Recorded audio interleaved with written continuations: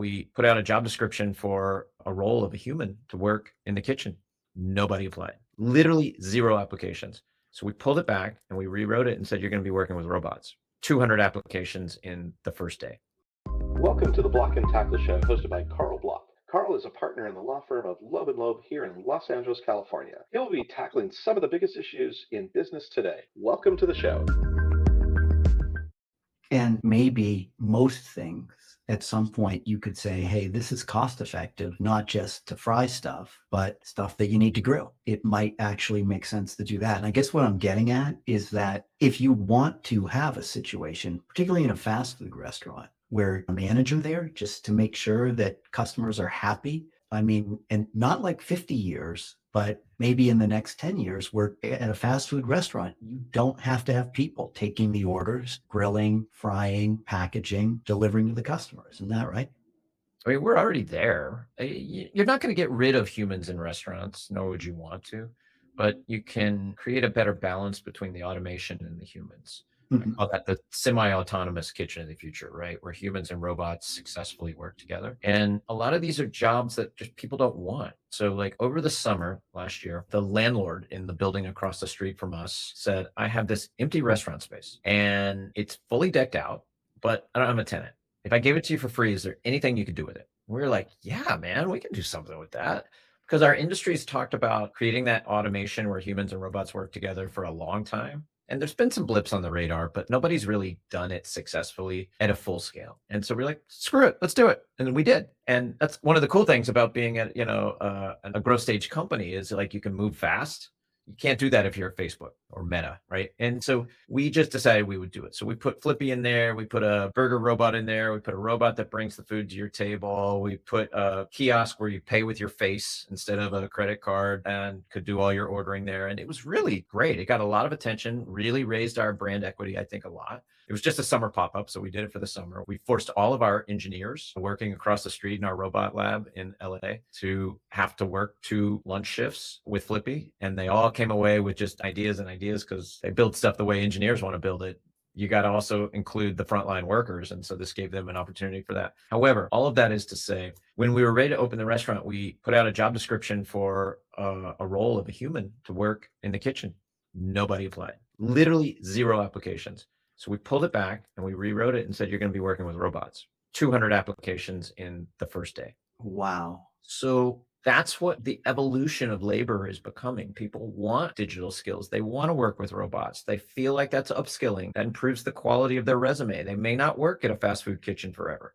So that gives them the opportunity to really change their life. And so that's what we're doing here. Our job is to elevate human potential in a kitchen, but it really does unlock a labor pool that is just in the last few years not been willing to work in these type of pretty harsh environments. And if you know off the top of your head, how much revenue in the restaurant industry nationwide is there? If you know. I don't know Okay. why. I mean, I will say it is the second biggest employer in the US next to schools, like just behind schools, right? So that's a pretty big chunk of revenue, but I can't tell you exactly what it is. No, understood. But, notionally. Actually, hold on. I lied. It's $1.5 trillion. Okay. I do know that. Okay. So notionally, we've talked mostly about fast food, but again, it doesn't necessarily have to be limited to fast food. You could have a lot of this stuff working in fine dining restaurants. Of course, customers may want the experience of having skilled waiters, sommeliers, seeing a chef do their creative work, but there's no reason why this has to be limited to the fast food industry. No, not at all. Fast food is where they do the heaviest frying. So that's a pretty obvious choice. But the challenges are still the same in casual dining, fast casual. No one, even in those restaurants, wants to work the fry station, and they serve French fries with everything. So it's surely not limited just to the fast food restaurants. Okay. So other than in kitchens, and you've sort of talked about some other areas where people that are not even remotely connected to restaurants notionally, directly, only indirectly, would find your data set interesting. But do you see a market for the stuff you're working on in hospitality areas besides kitchens? Are these things that, for example, hotels could take advantage of some of the technology you have? Yeah, I mean, it's all of hospitality that benefits from automation. We just literally started a conversation last week with one of the major US hotel chains that is having a big issue around frying. And the issue is that people want to order room service 24 hours a day. And almost everything on the room service menu gets fried, but you can't have workers there 24 hours a day, or you can't have a lot of workers, right? You might be able to have one or two guys that work the night shift, but you're not going to have five of them. And so they want to automate for that reason. And while they're not going to be doing as much volume as a guy working at a Jack in the Box, it's still incredibly valuable to them because it serves their core business. Their core business is keeping people happy, who are their customers staying at the hotel. And so while that volume may not be the same, the quality, as if they were working in a fast food restaurant and wanting to deliver good quality every time. So it's a big deal for these companies. And that makes sense. I would imagine, because you've talked about this a little bit, that for within the sort of fast food or fast casual, franchisors are probably looking at, okay, keep rich on speed dial. I mean, this is the way to help us hedge for both our company owned and our franchisees to make sure that those franchises are viable. But what about the independent restaurant owner or somebody who has a small chain, 2 or 3 location ethnic restaurant or even American barbecue restaurant or something like that? Is this sort of making the rounds in the non-franchise situations too? Well, it's interesting that you talk about sort of the relationship between the corporate franchisors and the independent franchisees. So that could be a franchisee, could be somebody that has one, five, 10 restaurants of a particular brand, or a lot of them operate at scale now. And there's been a lot of consolidation in that space. So some of them have 50, 100, 500 restaurants of a particular brand. And so that dynamic is actually changing between those two. And the franchisees have taken on, I think, a larger voice in that relationship. It used to just be that the corporate guys said, okay, franchisee, here's how you're going to run your restaurant. That's it. And now, particularly during the pandemic, the franchisees were like, I'm going to do whatever I need to do to save my business. You guys are not supporting me in the way that you promised me you would. And so that's created a little bit more of a level playing field. And so we have to have conversations with both. And we do. In some cases, we've got Flippies in corporate stores. In other cases, we've got them in franchisee stores. And that dynamic is changing a lot. In terms of the mom and pops, the people that have one restaurant, two restaurants, three restaurants, there's a threshold of volume that you have to be doing, honestly, to go through the expense and hassle of automating something and where it's going to just make economic sense. So you probably need to be doing somewhere between $500,000 and $1 million of overall volume in your store annually for this to make sense. But provided that you are, the story is still the same. It doesn't cost you any money up front to buy a Flippy or to rent a Flippy. Like we allow people to buy or rent, doesn't matter. But most restaurants don't have a lot of cash sitting on their balance sheet. I mean, Chipotle does, but they're kind of one of the few exceptions. So if you're most restaurants, you don't pay any money up front. You pay a $5,400 a month rental fee and you sign a long-term lease. That's it. It's pretty simple. And so as long as you've got the volume to support that, you're good. You just segued into my next question. So it seems like you're saying it's pretty affordable. It is. There's a misconception, I do think, though, in the marketplace. It's probably just outdated. Restaurants need millions of dollars to automate, and that's just not the case. So, for the reason I just told you, and if you think about what that price is at around $5,000 a month, that's generally about same rate you'd be paying a full-time equivalent employees. And so, you don't have a lot of downside here, right? You're not coming out of pocket for anything more than you would normally be paying. There's actually a flip side to this, which is that you really should be making money. So if the labor savings basically pays for your monthly rental, so it's break even, there's actually some stuff on top of that should allow you to generate new profits, like net new profits that you wouldn't have otherwise gotten. We just did a whole bunch of third-party independent research studies that prove all this out, but speed of service is one. Flippy moves at about twice the speed of a human. So if you've got the demand as a restaurant operator, you should be able to sell twice as much stuff. Food waste really materially decreases. Half the French fries in America just get pre-cooked in the hopes that a customer is going to walk in, and if they don't, after about 10 or 12 minutes, they get thrown away. So all that zero. And so you should be making profits, net new profits. That could be anywhere from 5,000 to 10,000 to maybe even $15,000 at the high end. But that's pretty material because all of that drops straight to the bottom line. So it's not a risky proposition. It actually has a lot of upside. And provided you've got the volume, why not do it? Is Flippy at the point where your AI will tell the restaurant owner, this is going to need service in X weeks or months, and this is what you need to do, and call Rich, and he'll make sure that you don't have disruption? It's actually way cooler than that. Okay. So we have what we call that self-healing. Mhm. And we have filed patents around a bunch of this technology just recently. And what Flippy will do is he will know when he's going to get sick, and generally he can fix himself. And a lot of times the humans don't even know. On the other hand, if he's going to have some kind of physical failure, he can then create an alert to say, hey, I'm getting to the point where I'm going to break down here pretty soon. You need to get somebody out to look at this. And so in that case, we then mobilize one of our field reps and they go out there and can generally fix that issue. But most of the issues, because Flippy's wired with computer vision and cameras, most of the issues can actually be fixed remotely. And almost all the issues are human error anyway. Humans are really bad at this, it turns out, just working in commercial kitchens. And so they make a lot of mistakes. And so we got to make sure to train people the right way and so forth. But we can fix most of those problems on our own with just Flippy doing it by himself. So yeah, that exists today. And it's a really neat set of features. That's very good. And obviously, I mean, I don't know how broad your patents are, but any kind of machine that has the ability or that will have wear and tear, that kind of technology so that you can repair it in advance or teach it to self heal, it's amazing. It is. It's neat. I mean, we're at the tip of the spear. It's fun to be at the tip of the spear of AI. The restaurant market itself provides a lot of tailwinds for what we do because they're just begging to solve these labor issues. But the technology market as well provides a lot of tailwinds. The things we can do with AI today didn't even exist 2 years ago. And so it's great to be part of that leading edge wave of creating the AI that is going to power our world for the next few decades. It's great to have a voice in that. It's really special. And like all good entrepreneurs, I'm always out raising money. And so I get the opportunity to tell investors about that and talk about the AI that we're doing. I mean, we are an AI company. It's just that we've been able to do it with far less capital than the AI companies that you read about in the headlines that are raising billions of dollars at crazy high valuations, which has really priced a lot of investors out of that.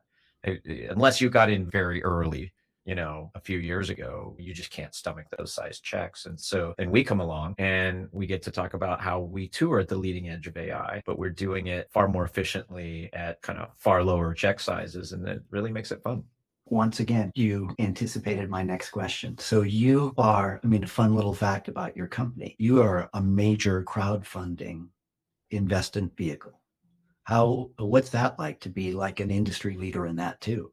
It's interesting. We're not entirely crowdfunded, but the company did have its roots in crowdfunding. And there are many companies out there that have gone on to do great, amazing things that got their start with this kind of very populist driven retail investing thing, whether it be Kickstarter, which are largely donations, or equity crowdfunding that is heavily SEC regulated, been around for 15 years and is now fairly mature. But the concept with crowdfunding was just that everybody looked around and they saw the rich getting richer, right? So they saw people that were high level credit investors could write big checks and they were getting access to these deals early on that would then later go public and become household names, the Facebooks, the Googles, these game changing companies that just regular folks were not getting access to. And even if they were getting access, they couldn't write those checks under the SEC rules because they weren't accredited, which means you have to have a certain amount of wealth. And it was a real shame. And so the government came in and said, let's create a lane for people like that who can write much smaller checks and give them access to these potentially life-changing generational wealth deals. Some of them are going to work. Some of them are going to go to zero.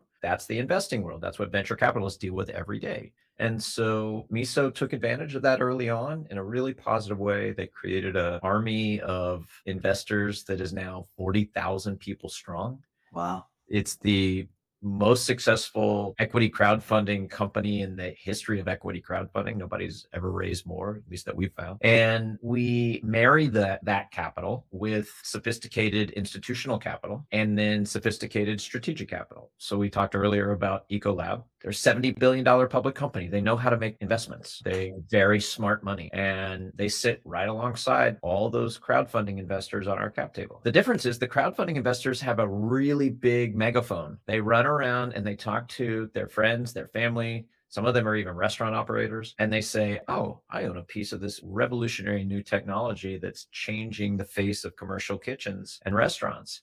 And they're really proud of that. And that causes a lot of brand equity for us. And that's really beneficial as well. Well, I'm sure, as you said, there's crowdfunders that have been really successful and some that have not. But in your case, because most of your customers, ultimate consumers, even though you're B2B, are ultimately in retail, like who doesn't know what a fast food restaurant? Who has never heard of Jack in the Box? I mean, so it's not like any one of your crowdfunding investors who says, "Hey, I invest in this company that has automated the fry station in Jack in the Box." Nobody's going to say, "What's Jack in the Box?" I mean, it's not esoteric. It's simple and easy for the layperson to understand. And those businesses, obviously, Jack in the Box is probably not looking to make money based upon Warren Buffett going in and eating at their Jack in the Box. They are really like classic retail business that everybody knows. And so I can see why it's super effective for you.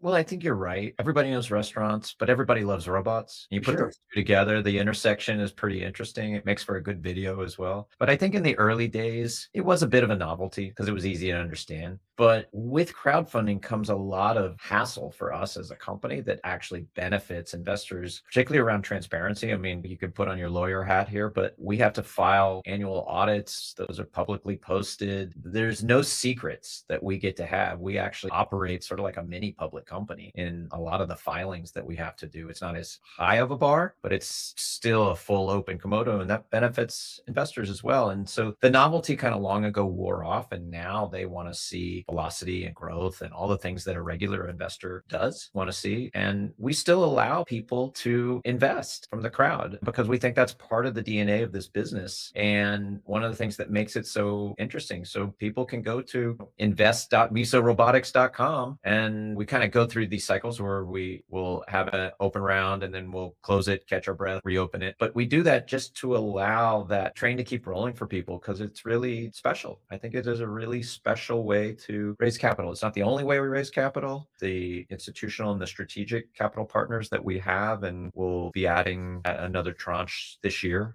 I think they bring a really special value to us. But there's just also a lot of value in the crowd as well. So we still do that.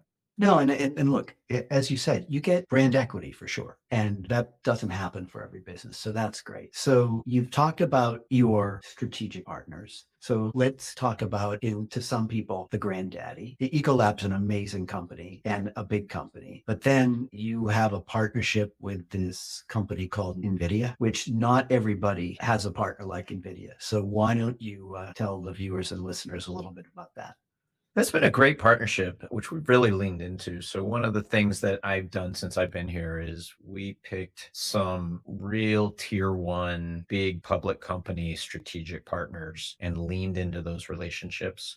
And we did that for a lot of reasons. One is we get great collaboration, great access to technology that nobody else does. But the other is just that it sends a signal to the market that these scrappy growth stage company guys are worth being in business with. And that helps us in a giant way when the market views us as capable of having strategic collaborations with NVIDIA. We also have similar ones with Amazon and others like them. And that's important. The NVIDIA one is particularly special. So NVIDIA gives us access to some of their vision AI technology. We're the only partners that they have in the restaurant technology space. They chose us over everybody else. They give us access to some of their planning software. So when Flippy's robot arm is having to decide what to do, NVIDIA has been at the leading edge of creating technology that allows robots to make those types of choices and do it accurately and learn and get better and better at it. And we get access to that. Next month, we are presenting at their developer conference, which is a really big deal. We were part of a collaboration that we and NVIDIA did at CES this year when Jensen Huang, their founder and CEO, gave the keynote speech at CES, which was really incredible. If you didn't see it, it's really kind of a powerful explanation of where NVIDIA is headed. And so we did some work there. We were there. It was really an amazing experience. You know, it's funny. He's been so vocal about robots for obvious reasons because all robots are powered by his chips. And he said at CES, robots and physical AI, which is sort of the fancy new term for robots these days, are having their chat GPT moment, which is like where they're finally finally going mainstream. And he defined it at that speech as a multi-trillion-dollar opportunity. Just think about what that means. But that's the scale that he thinks on. So we've really loved that partnership. There's some other stuff that we are working on with them that we're going to be announcing over the coming months, but it's really been a great relationship. Well, they're a great company and obviously a great leader. And I was at CES and I saw it and it was amazing. So that's great. So you've given us a lot of content today. But before we close, anything else you want to tell us that we didn't cover today? Well, Carl, you know me. I could talk for 2 hours on this topic and probably plenty of others. I just think what we're doing is really powerful and it's not easy. If I were looking for easy, I'd go to work at a big, giant technology company, but it's not what I do. I like to get up every morning and try to solve big world problems for the first time ever. And that really gets me excited, keeps me going. Not everybody's wired that way. So to work at a company like this, you have to be wired that way. You get paid a lot less money, but there's a big pot of gold at the end of the rainbow. And that's really the thing that motivates me. And we've got to get the restaurants to the place where they're comfortable with automation. They're not technology companies. And the people that are tasked with automating and innovating are not always C-suite people. And so they can do some things, but they really need support from the C-suite. We're seeing more and more of that happening. And a lot of it was because last year, restaurant tried to pass the labor issues and costs on to their customers through menu price increases. And the consumers revolted. They went somewhere else. They went to grocery store. They went to convenience store. They went to other places to get food and revenues went way down. And so that was the last stop of what else we can try to solve labor. And so automation is the only remaining thing. And luckily we're seeing a lot of C-suite interests in making big orders and really rolling this stuff out and having the guts to do it. But it's hard to keep your job as a public company CEO when revenues are going down. And they've tried everything else and it hadn't worked. This one is proven. I mean, I told you that you will be making more profits, net new profits, by putting in a Flippy fry station robot. So now the next step is to really have the C-suite at these big restaurant brands go from having this many Flippies to having this many Flippies, right? That's really the next big step for us. And that's really what I was brought in to do. Well, that sounds amazing. And look, this has been a great almost hour spending time with you. And I think a lot of our viewers and listeners are going to say, wow, never really understood quite what Miso was doing and where they are now and what the future is. But they watch this episode, they're going to see it all. So I really appreciate you coming. And for my viewers and listeners, if you have questions, you can email me at carl@blockandtackleshow.com. The and is not an ampersand, it's blockandtackleshow.com. If they're questions for me, I'll respond. If they're questions for Rich, I'll forward them on to him and he'll have his magical team see what they can do. Otherwise, thank you for watching and listening. And Rich, thanks for being on the Block and Tackle Show. Thanks for having me, Carl. My pleasure. Thanks for tuning in. If you want more info on the show, please visit blockandtackleshow.com. And you can also email me at carl@blockandtackleshow.com. Thanks for tuning in.